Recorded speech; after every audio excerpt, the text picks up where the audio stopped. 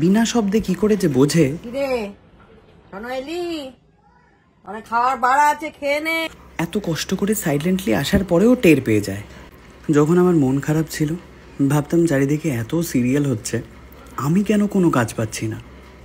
এটা ভেবে যখন আমি ডিপ্রেশনে চলে যেতাম, তখন কোথায় থেকে না কোথায় থেকে একজন ঠিক চলে আসতো আর এসে মনের সমস্ত কথা বুঝে যেত। কি হলো রে, বসে আছিস? কোথায়? এই তো দেখছি বাইরেটা ভালো লাগছে। মনটা খারাপ? না। কাজ আজকে নেই, কাল আসবে, মন খারাপ করিস?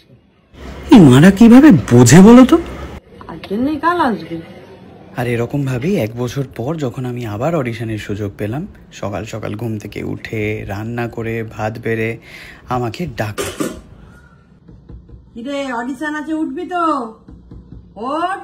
আর এরকম ভাবেই কাজ পেয়ে প্রথম মাসের মাইনে থেকে কিছু টাকা, দ্বিতীয় মাসের মাইনে থেকে কিছু টাকা, তৃতীয় মাসের মাইনে থেকে কিছু টাকা, এই করে জমিয়ে জমিয়ে মায়ের জন্য আনলাম আজকের দিনের স্পেশাল গিফট।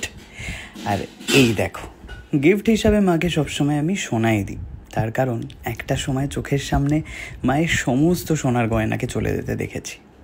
এবার তো ফিরিয়ে দিতে হবে। একে একে সব ফিরিয়ে দিয়েছি, তাও মনে হয় যেন মাকে আরও দিই। সব মায়েরা এরকমই হয়, বুঝলে? নিঃশব্দে আমাদের কথাই ভেবে যায় সারাদিন। ভালো থাকুক সব মায়েরা। হ্যাপি মাদার্স ডে সবাইকে।